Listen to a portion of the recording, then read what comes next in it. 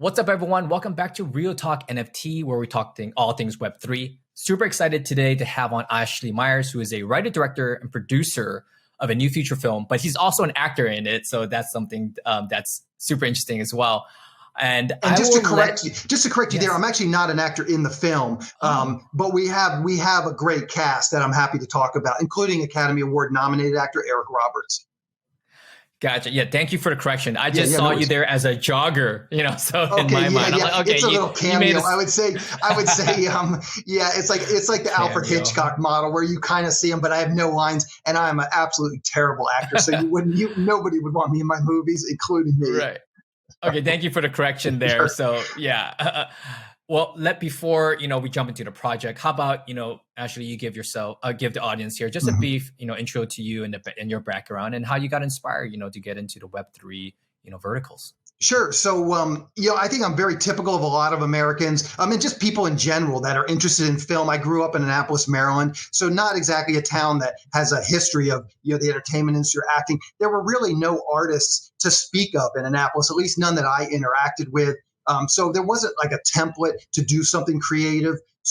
But I was just always fascinated by it. I ended up being an accounting major in college, and I knew I just wasn't really that enthused about it. So I just got interested in film, started writing scripts. And then when I graduated college, I just moved out here with a buddy of mine, and we just started selling scripts. I mean, we didn't know what we were doing. We didn't know anybody, just threw everything literally in a $500 1958 Ford pickup truck and just drove across the country and started writing scripts and sending them out there. And we had a little luck early on in the late 90s. We sold a script called Dish Dogs. It was a little bit of a different era back then as far as indie film is concerned, but it was a good experience. We kind of got ourselves going and sort of felt like we could make it go at this. And then since then, I've been continuing to write and sell scripts. And I started to get into writing, directing, and producing some of my own scripts as well. And that sort of brings me here today to the Rideshare Killer, which is my latest film as a writer, director, producer. And during this time, too, I did get into what I would say is sort of the Web 2.0 or even the 1.0. As the late 90s were sort of coming on, there was the .com bubble. And while I sold this script, Dish Dogs, I didn't make a ton of money off of it. So I was still working like a normal job. And that was I got a job in the tech field, really just knowing a little HTML. And that company was an internet advertising company called L90. And they were using Perl for whatever reason, which is a programming language. It's open source. It's easy to just learn. So I started learning programming at that point and kind of got a background in that and continued to develop, both as a writer and continued to develop as a programmer, and worked for many, many years up until about 2012, 2013, worked professionally as a programmer, essentially a web developer. I sort of converted over to PHP. That's a little more standard. I don't even know if Perl is really used widely anymore. But that's how I got into it. I learned PHP, MySQL, HTML, JavaScript, that sort of stuff. And so I had a little bit of background in programming as I've started to learn about crypto. And so that's sort of what happened. I mean, my kids got on TikTok. I have young kids, and they got on TikTok maybe 3 years ago. So I said, I should figure out what TikTok is. And my kids are looking at it. And I went on there, and for whatever reason, the algorithm decided that I was probably going to be interested in crypto. So I just started getting tons of crypto influencers on TikTok and learning that way. And obviously the NFT space came with that. And, I'm just bullish on crypto in general and NFTs in general. So I just started thinking with my most recent project, the Rideshare Killer, how could I do something kind of cool in this Web 3.0 space? And I just started really trying to think about it from a fan's perspective and what would be cool for a movie fan? Because I'm first and foremost, I'm just a film fan. I love movies. I love going to the movies. I grew up watching movies. So I just sort of thought, what would be a cool thing for a film fan to own in this Web 3.0 space? And I think it's a frame of the film. That's sort of my idea, is one frame of the film, you mint it into an NFT. And so what I ended up doing, me and my partner, Tony, the other producer, we took the whole film. It's an 84-minute film, roughly 25 frames per second. So you can do the math on that. It's about 120,000 frames. And again, I had a little bit of background in programming. I started to see some of these guys that were creating NFT collections of 10,000. And essentially you write some little Windows automation to start minting these things. So I had some experience with that. So I sort of knew technically I could probably take this on. And then again, just thinking of it as a film fan, for me, it's like if I grew up, in the 80s. So like if I could get a frame from one of the original Star Wars movies, I just think that would be so cool. Those are some of my favorite movies. They really impacted my life. So that was sort of my thinking here was I do believe that eventually all movies will do this by default. They'll just mint the frames into an NFT, and then the fans can go in there and they can start to decide which are the cool ones, which are the ones that should be valuable and cherished, and they'll start to pick them. Yeah, and that's one of the reasons why I really wanted your perspective on the show to talk about a term that I think you coined, right? It's the EFM, the every frame minted term. Can you tell us about that? I mean, you just did, but yeah, exactly. So I had a guy, I run a screenwriting podcast myself over at sellingyourscreenplay.com. Nice. So as I started to get interested in crypto, I just started Googling, films, NFTs, movies that have done NFTs. And so just started to learn about the space. And one of, at least in my opinion, one of the more interesting projects was this fellow, I can't remember his name, but he was in the Midwest, so not connected to Hollywood or really connected to anybody, just a true artist, like a really creative guy that was making really artistic movies. And I had him on my podcast. He had gotten a lot of PR out of it. He had minted some of his frames. And when I say some, probably like 10 or 20 of his frames into NFTs. And so I had him on the podcast talk. He was a real nice guy, real transparent. And I asked him that question. I said, well, why not just, because he had sold the 20 that he had done. I said, why not mint every frame into an NFT? And to me, he had all the sort of typical artist reasons, which are, some of the frames are blurry, some of them aren't that cool. But to me, that was the cool thing about it was, some of the blurry frames are actually kind of cool. But more importantly is, to me, part of the ethos of crypto is this idea that it's decentralized. It's not top down, it's bottom up. So let's release every frame, the entire movie, EFM, every frame minted. Let's release it on the public and let's let them decide what are the cool frames. I mean, a good example is like The Shining. I mean, there's that iconic image of Jack Nicholson bashing into things. That is a cool image, no doubt. But if they had released every frame of that film, then the fans would have decided what are the iconic images. It might have been that exact image because, I'm sure the filmmakers, they're no dopes either. They looked at the frames and decided which is one of the cool images. So there's definitely probably some correlation there. But, why not let the fans get invested in the movie and actually be a part of choosing what are the cool scenes, what are the cool moments of this film. So that's sort of where it's sort of that, say, my eureka moment came from. Yeah, I'm getting goosebumps just hearing about it because there's so much intrinsic value for the viewers, but also extrinsically, you can see where the value lies, where a certain frame might be valuable to me, but the market dictates otherwise. And the opportunity to own not just one frame, but the entire fight scene of Darth Vader, let's say, right? Yeah. And then what the implications of that could mean. What if there's a DAO for future, voting rights for the sequel or prequel or whatnot? There's so many things that you can tie within, the abilities of a smart contract. And my mind is just blown hearing about what's possible. And so my question is, since you've launched this, you're the first I've heard or seen, launch at EFM. And I've done some pretty significant research at this point. I cannot find any other films that have even attempted this. No. And in some ways, it's kind of a bad thing because now I'm like atop of this mountain, but there's nobody else on the mountain, and there's nobody even looking for the mountain at this point. So that's what we're trying to do now is just get word out.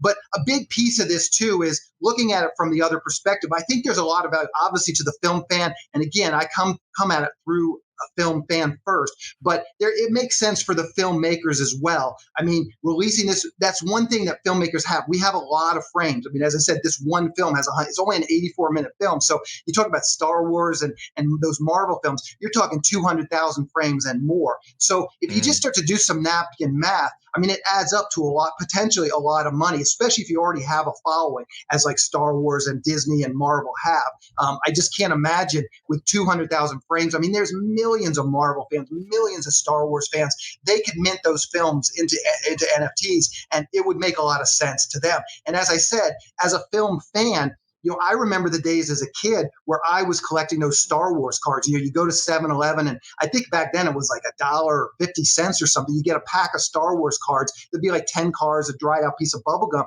And those were like so cool as film fans. And it goes exactly to what you're saying where, we would collect, like if we liked Luke Skywalker, we would collect the cards with Luke Skywalker. There was so many ways, exactly one card from every scene. You would put these collections together. There's an endless number of ways that fans can get this. If you have a favorite actor, you could collect, a couple of frames from each one of the films he was in. Exactly what you're saying. If you have a favorite scene, you can collect a bunch of those frames from that scene.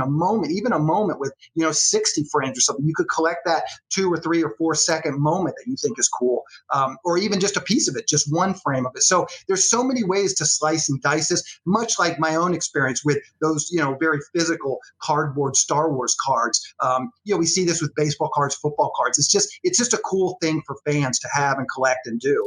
Yeah, and something I like about it's indestructible. A lot of the toys and collectibles I've had, Teenage Mutant Ninja Turtles and different, comics and movies that I like, I can no longer find them or they're just half destroyed, So this is something a little bit more immutable and I can pass on to my kids, future generations. Absolutely. And I see a real, there's going to be could be this year. Someone's going to start creating an app for your phone where you can just show your friends all your NFTs, swipe through them, and then probably even trade them. You put your phone next to their phone and you could trade these things back and forth. So that's the sort of infrastructure now that sort of needs to be built out. And just think of how cool that would be. You go to a party and you show your friends your NFTs and you will relive these movies. And these movies are, movies are a part of our life. The moments we see them, we remember what we were doing. We remember the friends we went with, the impact that these movies have. And, if you have these on your phone, you can show your friends at a party. You could potentially trade them.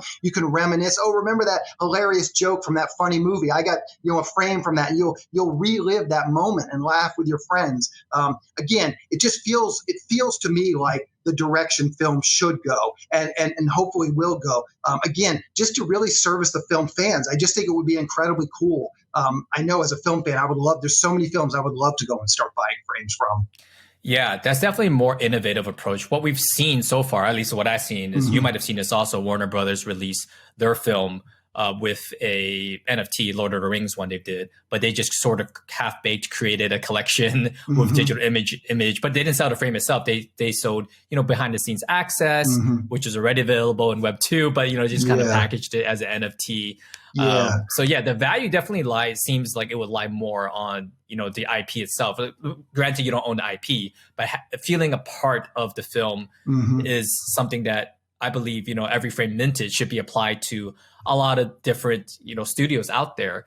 So I definitely encourage any studio has listening here, or even you yourself, to go approach the studios to talk, to do that, because, not only big studios, but even smaller entities or creators, even like myself before, when I did a lot of YouTube videos, as a way to support, a brand that you patronize. And it's really a way to connect with the community in a deeper, more meaningful level. And as more infrastructure rolls out, you can reward those people who has, a certain number of frames, or, there's just so many things that you can do, right? And taken out of the film vertical, just for a quick second, I, like you, believe and still believe that, every social media post should be an NFT, similar to what you just said. I, for one, follow a lot of social media influencers, or even celebrities that's, now are influencers on social media. And I believe the demand far outweighs the supply. I mean, just take a look at, I don't know, just pick any celebrity, for instance. The most famous one out there, Ronaldo for soccer, right? He has 100 million followers on Instagram. And I think I'm preaching to the choir here, but as a fan, I mean, wouldn't you want to own one of his social media posts? Maybe there's some, sensitivities around that, but it's already out in the public. I mean, he's already posted on social media. But if you as a fan can say, hey, I own this social media post, or a Twitter post, or a, whatever it may be, a TikTok, right? That's something that would really be valuable if that post takes off, or if it's something that's iconic, right? There's a lot of iconic, memeable things, especially in today's world. Everything becomes a meme, right? And I think that I see that as a way to connect, influencers, brands, or whatnot to each other in a more meaningful way. So I just wanted to echo what you're doing, and I hope that it's applied to not only film, but to like everything else also. Yeah, and I think you're touching on something that to me is very, very important to all of this is that you must be into soccer and you feel a connection to that soccer player. And it's the same thing with the films. As I said, people feel a real connection, just like musicians or anything else. And, with music, you hear about the musicians, turning one of their songs into an NFT, which, of course that could work, but you only have one song or maybe 12 songs for an album. And again, this sort of goes back to the thing with the films. This is what we have. We have frames of the film. So it just seems like a very natural way of using this technology to get out to the film fans. Yeah, and since you've led the way, what has been learning lessons, from your reaction from the community members that bought, some of your frames? Mm-hmm. Well, it's right now, I would say it's more of just a curiosity. People are sort of curious about it, so they're willing to buy a frame. One of the things we did, me and Tony just talked about this, and it was really important, was we made these very inexpensive. So we minted on Polygon, so it's Matic, and the price of Matic has obviously been up and down, but it's roughly one Matic to $1, let's say. And so we priced ours at 5 Matic. So we tried to make them accessible for everyone. And again, I think that sort of goes to what we're sort of trying to do here. We're just trying to make them accessible to everyone, let them get out there, and then see if there's some sort of a market for this. I think one thing I've definitely learned is my audience has mentioned, I have a podcast, sellingascreenplay.com, where I talk to typically screenwriters every week.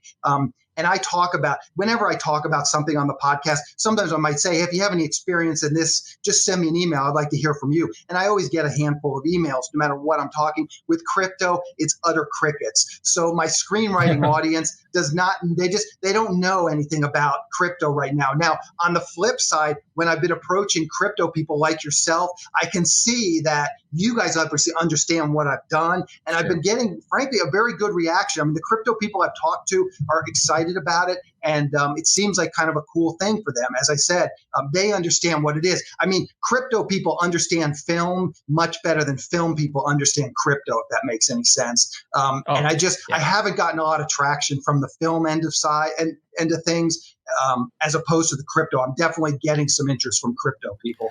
Yeah, I think it's going to be like that for a while. Similar to the internet, it took. Yeah. I mean, we're still iterating on internet now. It's 23, well, probably like 40 years later, right? Yeah. And it just takes some time, unfortunately, for everyone to really see the perks and benefits of it, which outweigh, kind of what the media has put out there currently, right? Yeah, for sure. So for your projects in the future, is this something you're looking to implement, more retroactively as an added revenue, or maybe you're looking maybe in the future to share this information prior to your next film to raise funds? What's your thoughts on that? So there's a couple of things, and I'm just sort of debating, like, what is this thing? I mean, obviously everything is time and how much energy you can devote to something. But I think one thing I would like to do, and I have connections in the industry, I would like to find some higher profile movies that I can help mint all of those frames into an NFT, because I think at this point, like our film, The Rideshare Killer, it's a new film. It's not, there is no real fan base. We're trying to still build that fan base. But I think what I've done is a good proof of concept, but I think there is going to ultimately be limited interest until other people start to do the same thing. So that's part of my plan is, can I connect with some filmmakers that have films with a much greater audience? And can I maybe bring them into the fold, which will hopefully help, my own project. I mean, I think there's some value to my project just as a historical, it's the first film. This is the first one that actually did this. And I think there will be other films that continue to do this. So that's one piece. I'd like to help the other people in film potentially do this. I think it could be a great thing for the film industry. Obviously, it could be a great thing for me personally as well. Now, on future projects, this is one of the things that I debated, and I talked, when me and Tony were talking about this, a lot of the film NFT and the film crypto projects that have come through so far, it's been exactly what you're saying. Like, they've been trying to raise the money before they make the film. And, the things, again, I get a lot of these come across my desk through publicists because I have this podcast. And most of them seem to have, like in 2017, I was hearing about all these ICOs, they're going to create their own token and they have this ICO and that's going to, fund the film. And I remember talking to some producers about that. And I didn't understand crypto back then at all. And frankly, they didn't seem to understand it much better than I did. It just felt kind of like a money grab. And lately, what we've seen with the NFTs is sort of what you described with Lord of the Rings, where they sort of create some artwork that's going to go with the film, and then they mint that into an NFT. And again, if that works and that's what you're going to be doing, I'm not going to poo-poo on it, and good for you if you can make that work. But I don't, again, as a film fan, I would see these come through my desk, and it didn't get me excited.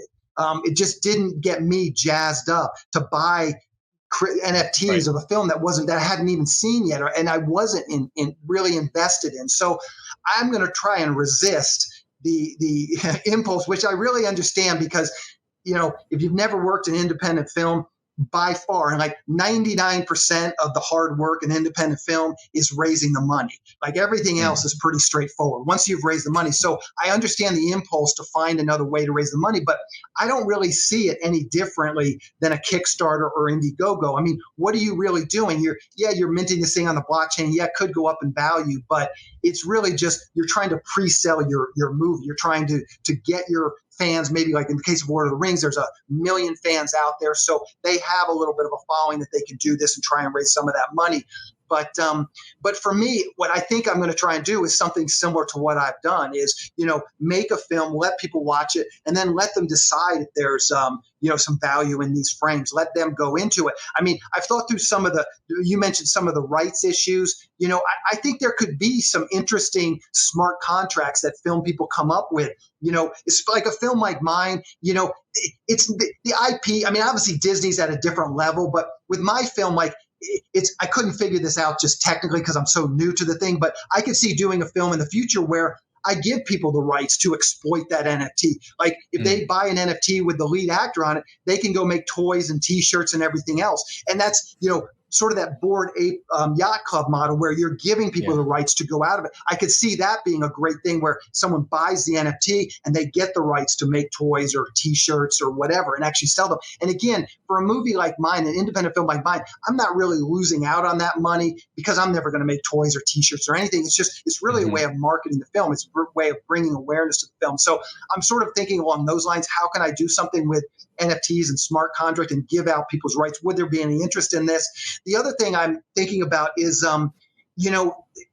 there's the obvious things as well. Like if you buy one of the NFTs, we could build a website where you could log in, you could watch the movie, those kinds of things. You get some perks, you could have some Q&As with film fans, that sort of stuff. I definitely think that's in the offing. Like for sure, Disney eventually is going to have something where if you own one of Disney's NFTs for this movie, you can go to the Disney website and watch it. There'll be something like that where the NFT is sort of like a key to it. But I've just been thinking about, what else could you potentially give off as an NFT, as a filmmaker, an independent producer? You mentioned DAOs. How can we work those into it? Like with all this, I've been doing a little research into Unreal Engine. There's all these assets that you buy, and you can put these things together. What if I made a sci-fi movie and I sold those digital assets that I used in Unreal Engine? I sold those as NFTs and actually gave people the rights to make their own movie using those same assets. It would be another way, again, to sort of bring awareness to my own film. People are sharing assets. So there's a million things like that I've just, sort of been kicking around and thinking about. But certainly for my next one, I probably will do the same thing. I'll try and do a little bit of a bigger movie, a little more PR. Now I sort of have my sea legs on how to actually technically do this. So I think that will be the next thing. And I would like to put in more sort of integration. Like I think the next step for me anyways, just technically speaking, is build a website hub where people who own these NFTs can go in, they can always watch the movie, and there'll be a bunch of other perks. Maybe it's just interviews, maybe it's news and information about the sequel, that sort of stuff coming up. But I think that's sort of the next step. Yeah, you just opened up a whole another can of good worms because the digital focused films specifically, that would be, very exciting for community members or viewers, just audience members to partake in, the film itself. I imagine that Pixar said, hey, if you want to buy this tire off this car and this is your tire, that would be, everyone would go bonkers over that. Just for that sure. One thing. But on a smaller scale, I think there would be absolute interest for having some sort of IP rights, because that would further, persuade me to create, something of that. And I wouldn't say a value, something about, intrinsically to me, but, extrinsically to you guys, it would be marketing value because it might be more meaningful, to have something that I call, my own IP, and I made a pillowcase out or a t-shirt out of it. That would be very, very exciting. So I would definitely, say that. And for sure, again, just going with this whole idea of EFM, every frame minted, it's like, think of how exciting that would be if an independent filmmaker was releasing his film. Everybody goes in there, buys the frames that they think are the cool ones that are going to work on a t-shirt. And then, again, it's another sort of litmus test. People are choosing on their own, what they think is going to be valuable. And maybe they're right, maybe they're wrong. But the bottom line is everybody is sort of in control of their destiny and what they do and what they do with these things. Yeah. And I know this is not the show for it, but it can even spill over to, I watch a lot of Japanese manga. It could be books, pages of scripts, even if like a script from the Friends, right? There's a lot of things that can apply. And I hope it does, because that's just more, it just draws more of the community members in to be part of whatever, a brand that you want to build. So you've had a lot of experience within the film side of, a blockchain of interactions or integrations. Have you seen anything that is meaningful? Like you mentioned, raising money is just another Kickstarter, Indiegogo. Has there been other meaningful activations for blockchain in the film? I know I've heard through the grapevine that they're looking to do, distributed hosting for film where it's not centralized on Netflix servers. And we don't need to get deep in the weeds here, but that's just some things I've heard. Yeah. Is there and anything I've heard those exciting? same sort of things, but I haven't seen anything in practice. Like I've heard of these things, like you have read articles that people are proposing these things, but I think we're still some time away from some of those things. I haven't really seen anything that, is that advanced, let's say, in the things as I said, I go back to this idea that I mentioned earlier. It's like the people in film are really not caught up on crypto. They really are not fully understanding what's happening here. And I think, the people in power, just like every industry, the people in power are worried about, maintaining their grip on the power, maintaining, with distribution. I mean, Disney is, they have their distribution channels all set. So a disruption to that, maybe ultimately it'll be a good thing for them, but they're going to proceed very, very cautiously because, they've got, $1 billion business going here. They don't want to just have a sea change overnight. So I think it's going to take a number of years. And to answer your question directly, no, I really haven't seen anything that's actually in practice up there working that really is all that impressive, to be honest with you, in the film industry. Yeah, I tend to agree. Although I do think adoption will be a lot quicker once we see some more creative integrations of this.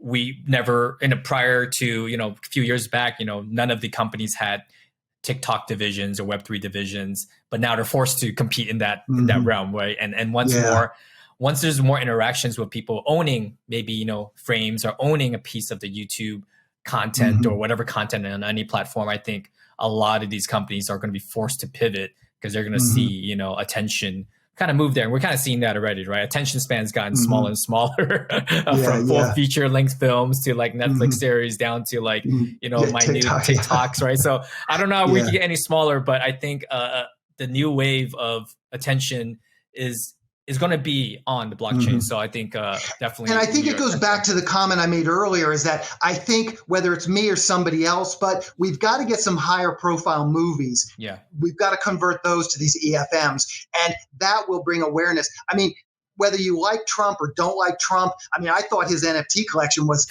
frankly ridiculous, but he sold like 50,000 of these things. So it shows you the power of, having that, I don't know that many Trump supporters, but, I'm pretty sure they're not super hip on crypto either, but somehow, 50,000 of them figured out how to buy these NFTs. So it is there. The market is there. And as I said, if I can find or help find a high profile movie.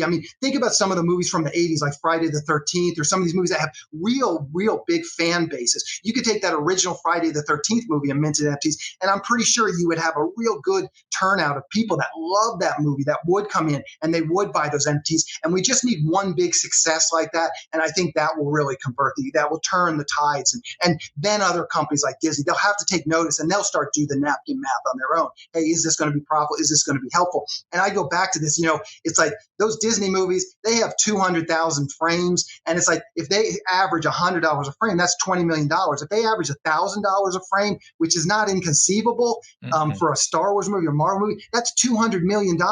And that's more than the full budget of these films. So it's hard to imagine that if they start to see some of these things succeed, they won't follow suit, because it just makes all kinds of sense for them.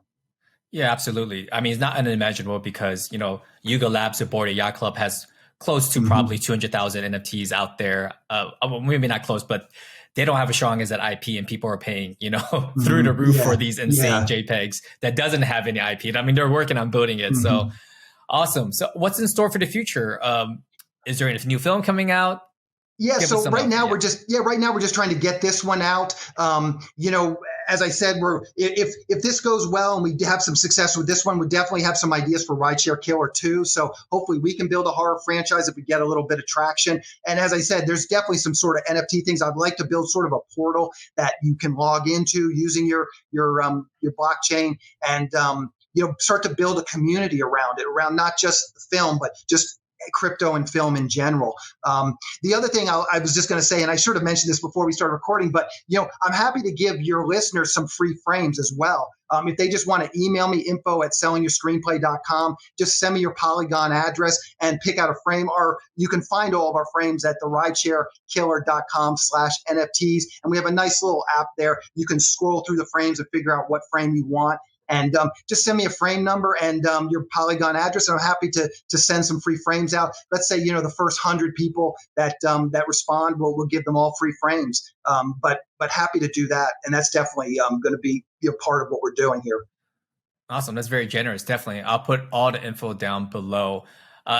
Before we part ways, I mean, screenwriting is something that's new to me, and you run a podcast about it. So if I ever have a bright idea, I'm not sure how this works. Is that what happens? I hand that idea over to a screenwriter, or I create it myself and it becomes a full-blown movie and I become very wealthy? Yeah, so that's precisely how it doesn't work. Okay. see, the thing you have to remember is, and I'm sure you get this in the crypto business, and when I tell someone I'm a screenwriter, they're like, "Oh, I got this great idea for a movie. There's never been anything like it. It's and it's like, just multiply that out by the entire planet. I mean, most people on the planet Earth could probably come up with at least one pretty good idea for a movie. And so right there, that's 8 billion ideas. So the thing that has value in Hollywood, it's really not the idea. We look at stuff and we think that it is, but it's really not. It's a great idea wrapped in a well-executed screenplay. And, that's the thing, is having a great idea is one thing, but being able to convert it to a screenplay, 110-page screenplay that actually works and has momentum and gets people fired up and executes that great idea in a great way, that's really what has value. And so I get a lot of people exactly coming to my website, exactly like you, "Oh, I got this great idea," but it's, you never know. In Hollywood, there's no one way to succeed in Hollywood. You can be outside the box. So just as soon as I say, "Oh no, nobody wants ideas, you got to write a script," one of your listeners will pitch the right person with just an idea and that person will like it. So you never know. I'm not saying it could never happen, but for the most part, if you go look at the movies that are getting made, certainly by studios, it's once in a blue moon that you hear of sort of a novice screenwriter really getting a studio movie. I mean, those movies, they're tens, hundreds of millions of dollars. As a business person, you want some sort of track record. Like, even if the idea and the script comes from a novice screenwriter, you're still going to pay a couple $100,000 and hire an experienced screenwriter to rewrite it, to go over it, and to polish it up and stuff. So it happens every once in a while. There'll be an idea that makes it to the right person and takes off, but very, very rare. And if you're serious about pursuing screenwriting, you need to take a longer term approach, which is learn some of the basics of writing a script.